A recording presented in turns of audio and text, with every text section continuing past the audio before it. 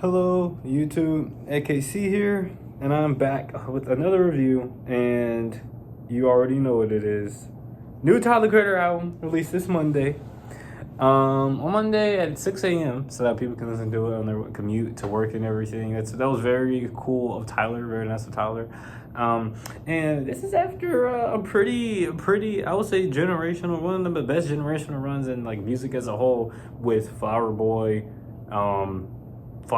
Igor, Call Me If You Get Lost, and like it's kind of hard to follow up a 3-hit run, 3 in a row. All of those are some of my favorite albums of all time. Igor is kind of overrated in my opinion, but like it's still really good, you know. And so everybody was left wondering how the heck he was gonna follow all that up and what it was gonna be like until we got a trailer of wait, what is that? Is that Tyler walking, marching in a line with a whole bunch of people with music? And yeah, so after that was literally like last week. It was literally like last week. After that, immediately, oh yeah, a release date, teasers for songs and everything, and it's just crazy. It was really nice. It was really nice. He broke a lot of traditions with this, and as we come to see, he broke even more traditions even on the album. But like usually he does every 2 years. First of all, also this one released in fall instead of summer, which I don't know if you've noticed. Besides Igor, besides Bastard, he's released every single album in the summer. So this is like, oh, okay, interesting. So already this is so different, so much different. You can tell that he wanted to switch it up, and even this alter ego for real, it's not really an alter ego. It's kind of just him. Himself is just so different from every other alter ego he's ever had, and the fact that it is himself, it literally is him, and we see it on so many parts of this album. So we'll just go right into it with like the first 3 tracks, because I think the first 3 tracks is one of his best first 3 track runs ever. I feel like what Tyler Creator is really good at doing is doing the first 3 track runs, and this is one of his best, no doubt. Starting off with Chroma, I really love the kind of like the militant like stomping in rhythm with the Chromakopia and everything. It's very cool. It gives it a lot of atmosphere and everything, and it makes it, I don't know, it makes it a lot of fun. I kind of like since I've been listening to the album on my 3 listens, every time I'm just like I stomp, I go like it's just so much fun. I just like the overarching theme of like, okay, yeah, this is kind of just like him, and it's also really boastful. Also, Daniel Caesar does a really good job. It's a very dynamic track, and it changes in so many ways and fashions. It's just like a very beautifully produced track, which is what a lot of the songs on here, like either they're, you know, they're like typical Tyler, but they're just like, it's just such good production, and some of those are the best production ever, or it's just like something completely different, but he does it on the first try. I think one of the best examples is Ratata, which, it's not his first try doing this. He's done industrial type music in Cherry Bomb, but we all know how people kind of perceive Cherry Bomb, kind of a divisive album, which is kind of the case with this album, if I'm not gonna lie. But Ratata, what do I even say about this song? It's just a whole bunch of fun. It's a whole bunch of fun. It's very boastful. It makes me feel like the shit. It makes me feel like the shit. It makes me feel like I'm the man. And the beat is just awesome. Like just the really cool cowbells in the background, really just off kilter, kind of uncommon time signature.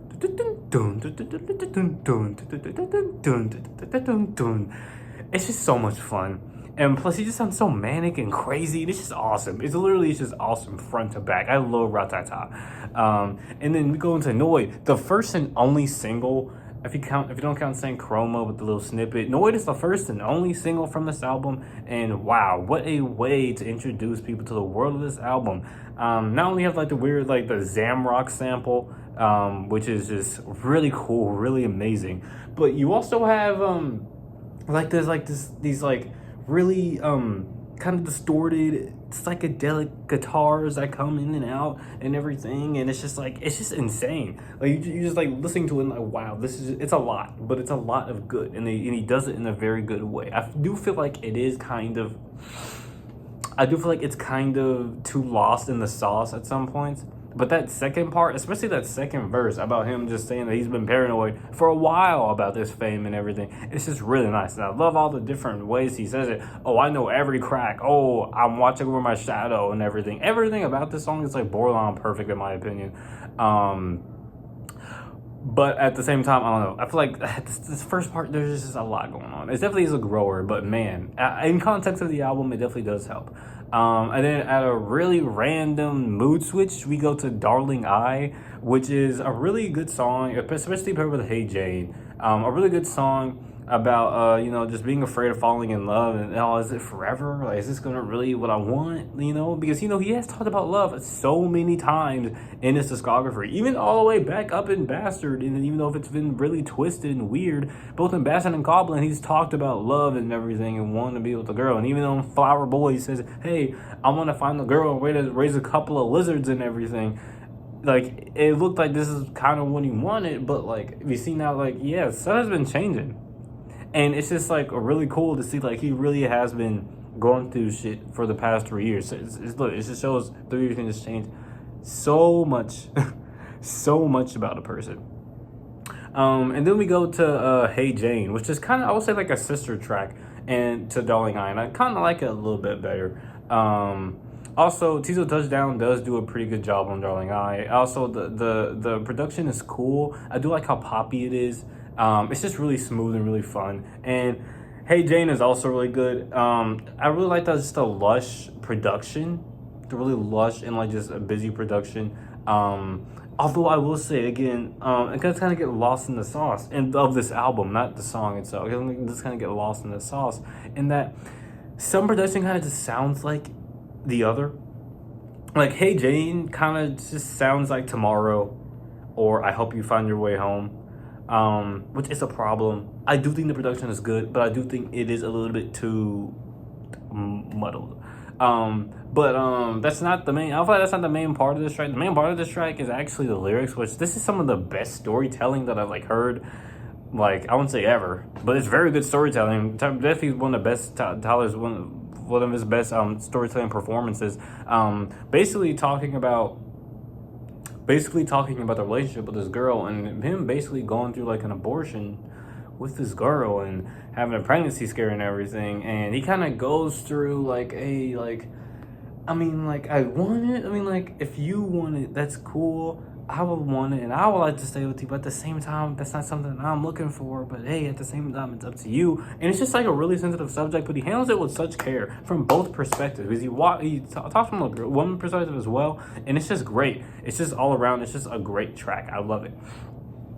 Then we go to Sticky, which, okay, I've seen a lot of stuff about this track. This track is absolutely fire. One of my favorite on the album. Not only do you have the marching band production, just a really chaotic instrumental. It just sounds so fuzzy and muddled, and I love it so much.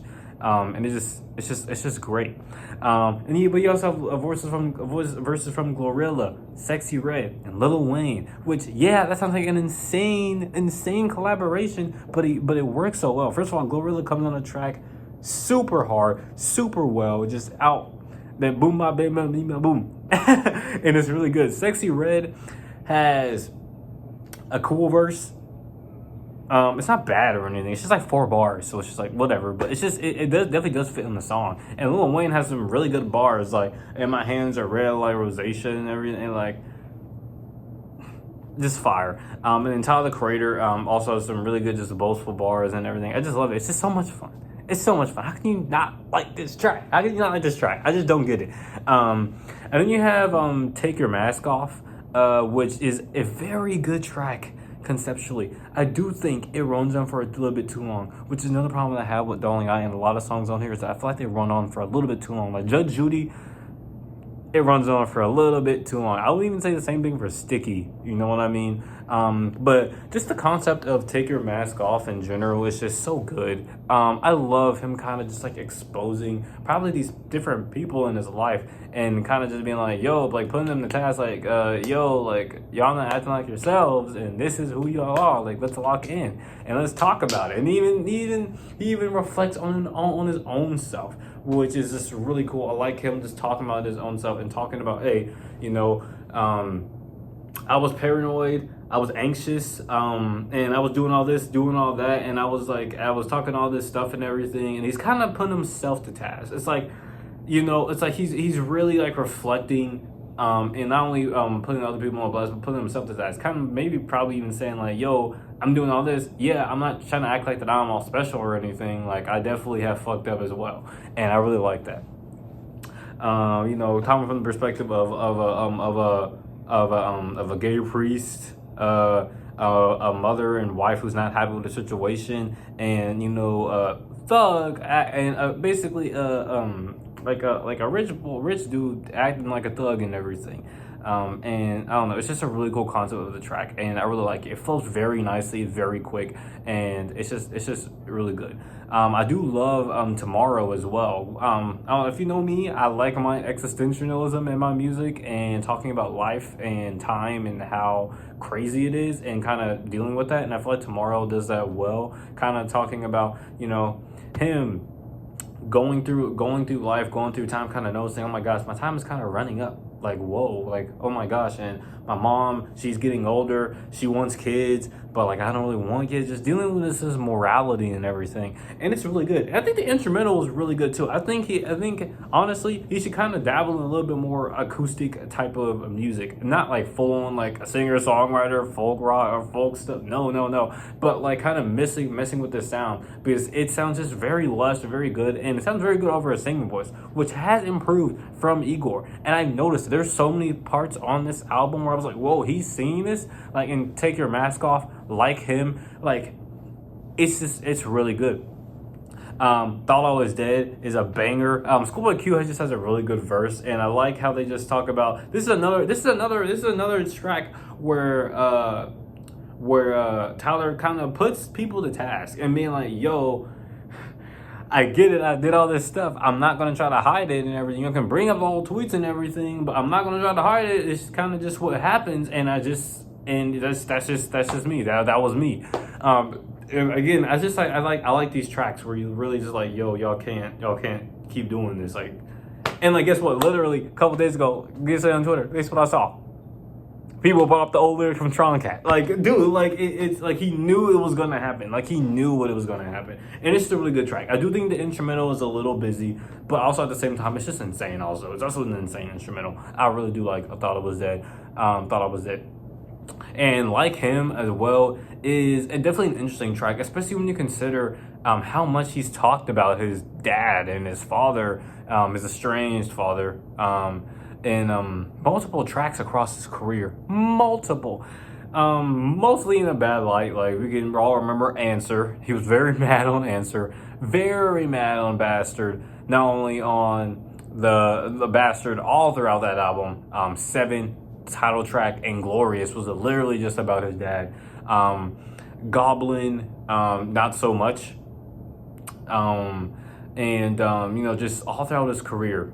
Although we do see him then, like, recently he's kind of just been like, okay, yeah, whatever, because in comics you can also see this kind of just on Lumberjack, he's kind of just remember, oh yeah, and thank God that my dad didn't pull out and everything. Very, yeah. But anyways, like, just the track itself is just very interesting, because, you know, it talks about his mom thinking like, yo, like, you know, oh, you look like him, and he's like, don't really look like him, I'm not really like him, and he's kind of like questioning like how he thought about his dad and everything, and then we come to find out that, hey, you know, the mom feels like that she messed up and that she fucked up when it came to like, you know, him, the relationship between him and his dad and everything. It's kind of him reflecting on that, and it's actually kind of reminds me of not Mockingbird. It's not Mockingbird. It's that one track by Eminem.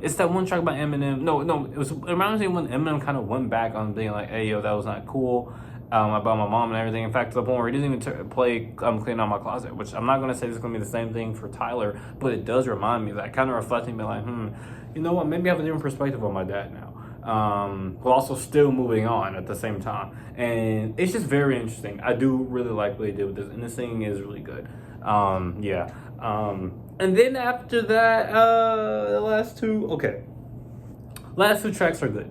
I think the last two tracks are really good. I think Balloon is good. Doechii kills it. Multiple quotables. Air This Bitch Out Like a Queef.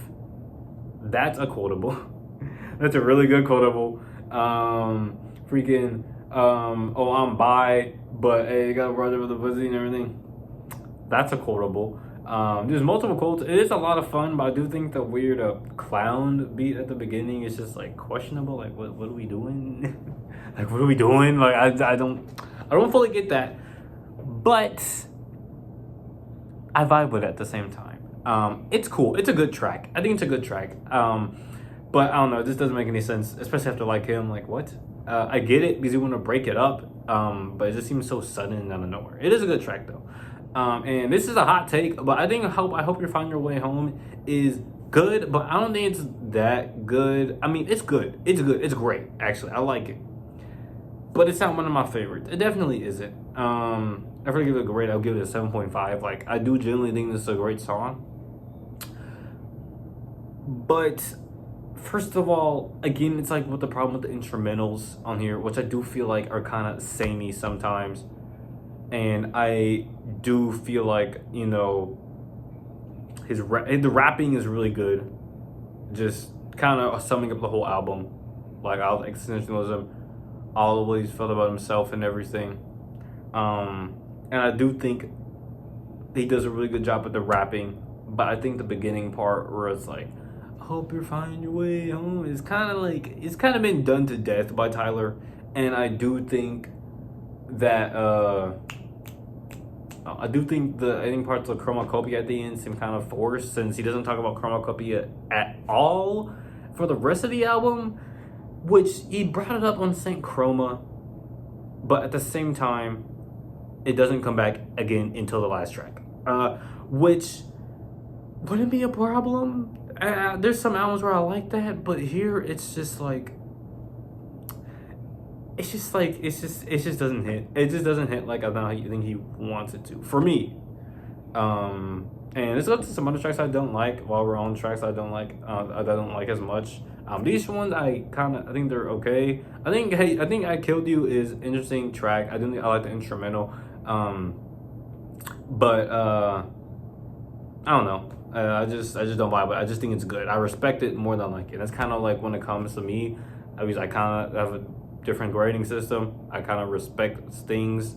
I kind of like it varies how the rating is. If I respect it, or the more than I like it. If it's like if it's all the way up here on both respect and like, it's likely a 10. If it's like this, then it's likely like a 7. You know what I mean? And that's what like most of the tracks on here that like I think are good. They're kind of just like this. They're kind of like this.